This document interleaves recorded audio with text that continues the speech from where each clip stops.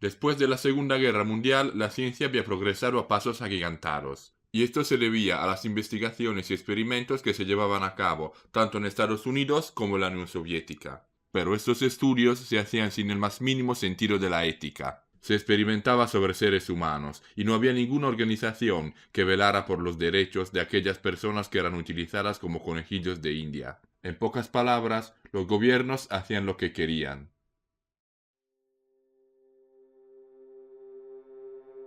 A finales de los años 40, el gobierno de la entonces Unión Soviética quiso experimentar qué pasaría a un ser humano si se le privaba el sueño. Escogieron a 5 prisioneros de guerra.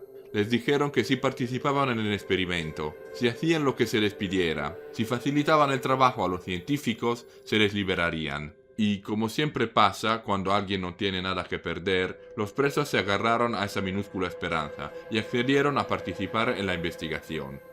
Los 5 prisioneros fueron encerrados en un gran cuarto, sellado del ambiente exterior, con puerta blindada y paredes de cemento. Había unos ventanales de cristales bien gruesos, por los que los científicos podían monitorearles. En el techo había un tubo por el que se les suministraba oxígeno, y era gracias a eso que dentro de la cámara se podía respirar. Por una de las paredes salía otro tubo, que echaba gas. Un gas que alteraba ciertos compuestos químicos del cerebro, que trastornaba el sistema nervioso e impedía el descanso.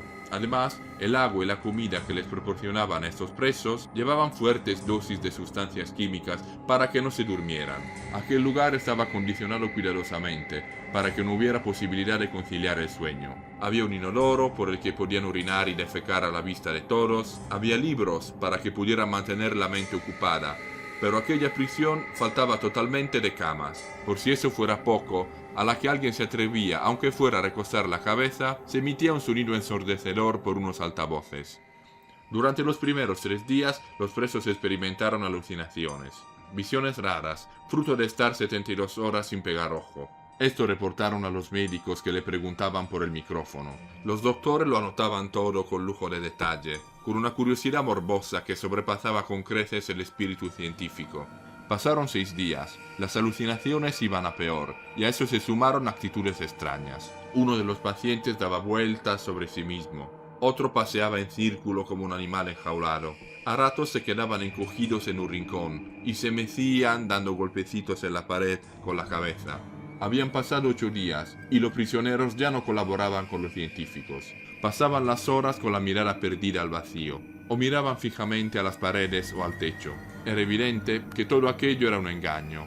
No les iban a liberar. Aquello era un experimento hasta la muerte de los sujetos. El 10º día hubo un cambio sorprendente. Los pacientes se rebelaron de una forma muy astuta. Incluso dentro de su locura, tuvieron la idea de arrancar las páginas de los libros y usando sus propios heces como pegamento, las pegaron en las ventanas de la sala. Les hicieron esta jugada a los científicos, que no querían detener el experimento, y ahora no podían ver lo que pasaba adentro. Así que se pusieron a escuchar.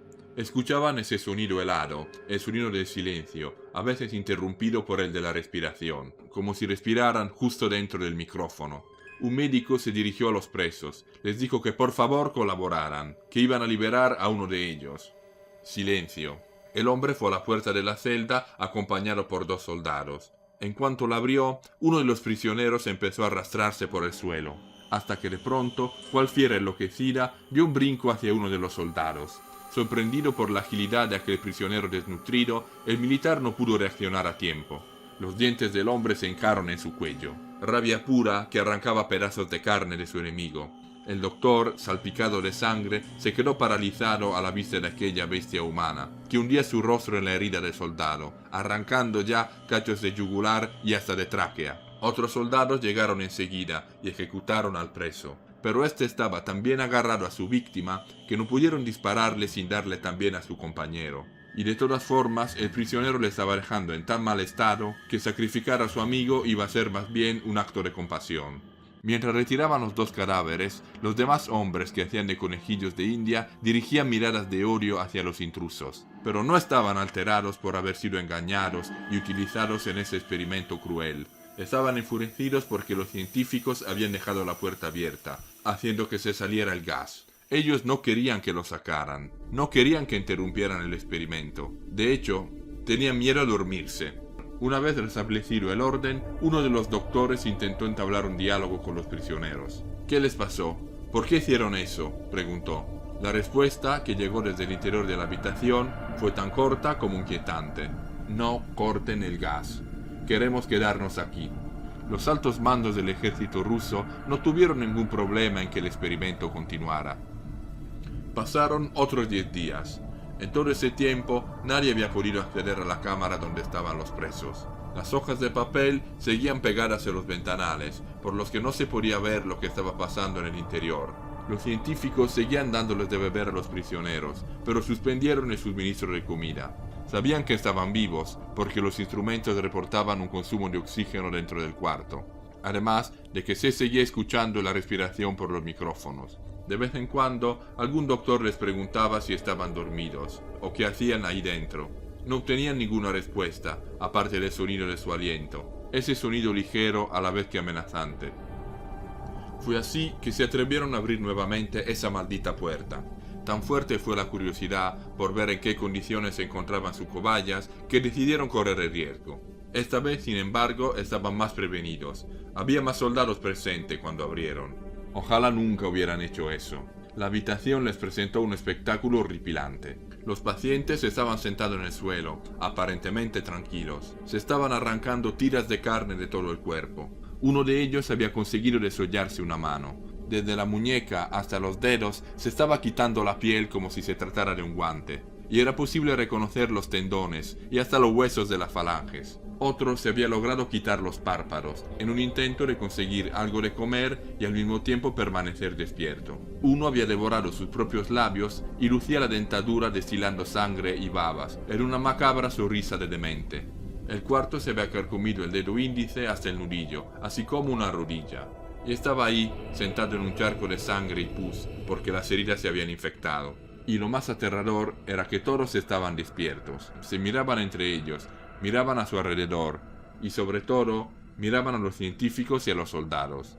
Los militares pertenecían a una tropa bien entrenada, pero aún así, algunos de ellos cedieron ante ese espectáculo espeluznante.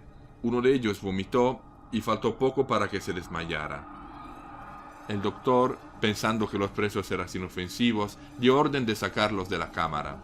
Pésima idea. Cuando agarraron al primero e intentaron arrastrarle fuera de allí, el preso se le echó encima al soldado. Solo fue un brevísimo instante en el que clavó los pulgares en los ojos de su enemigo, hundiendo los huesos de sus dedos en las cavidades oculares.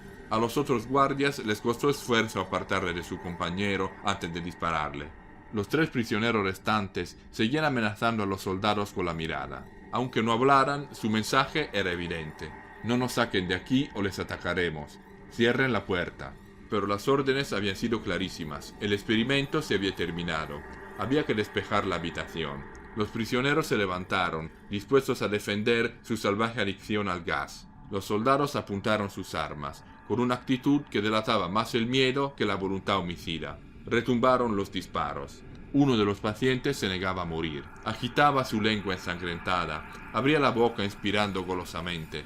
No para tomar bocanadas de aire, sino para inhalar cuanto más gas le fuera posible. Se arrastró, pintando un rastro de sangre en el suelo. Iba por el tubo que suministraba gas. El doctor se quedó anonadado. Su ánimo no le dio más que para preguntar, con tono temeroso, ¿qué demonios eres? El preso encontró fuerza para mirarle. Miró al científico como un estúpido derrotado. Soy lo que más temes. Soy la locura, aquello que habita los abismos de tu cerebro, aquello a lo que tienes horror.